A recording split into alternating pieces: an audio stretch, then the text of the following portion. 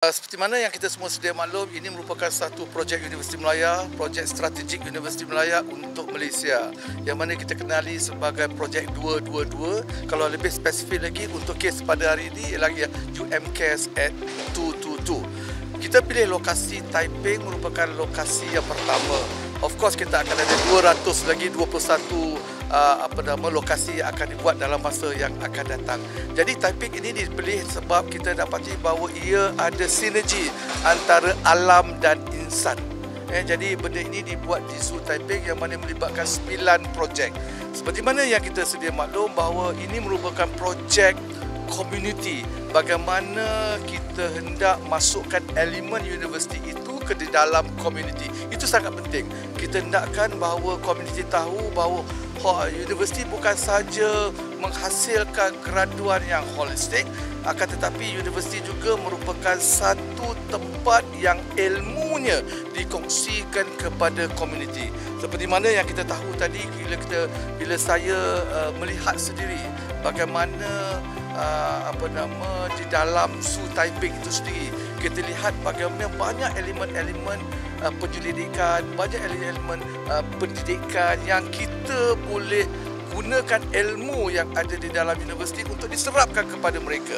Sebagai contoh, kalau kita tengok bagaimana kualiti air yang ada di dalam Zoo Taiping itu sendiri, yang saya rasa menggunakan ilmu yang ada di Universiti Melaya, menggunakan penyelidik yang ada di Universiti Melaya, kita boleh dengan mudah membantu pihak Zoo Taiping sebagai contoh untuk kita perkemaskan air tersebut. Perkemaskan di sini kita maksudkan kita menjadikan air itu lebih berbentuk yang teratur, salirannya teratur tanpa mengubah the nature of keadaan zoo itu sendiri. Ini sangat penting sebab kita mengkomunitikan ke universiti ke dalam hati rakyat, dan juga supaya rakyat tahu bahawa universiti itu adalah hak semua.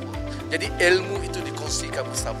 Tak lupa juga saya kira Universiti Melaya merakamkan peragaan terima kasih terutamanya kepada Datuk Syalimin yang mewakili Menteri Pendidikan Tinggi yang tidak dapat hadir kerana tugasan rasmi, dan juga tidak ketinggalan juga untuk Universiti Melaya rakamkan peragaan terima kasih kepada Majlis Perbadaran Taiping yang saya kira banyak membantu menjadikan projek ini kepada realiti.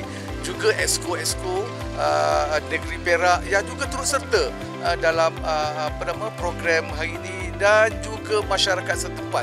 Kita lihat bagaimana komuniti di Taiping itu sangat-sangat menyokong hasrat universiti untuk mengkomunitikan perkara-perkara yang ada di dalam universiti. Seperti mana yang kita sedia maklum, PPUM menerusi program HOPE juga datang di sini yang mana memberi khidmat percuma saringan penyakit kepada masyarakat setempat. Sekali lagi, terima kasih kepada Majlis Perbadaran Taiping, terima kasih kepada komuniti Taiping yang membantu Universiti Melaya. Universiti Melaya untuk semua.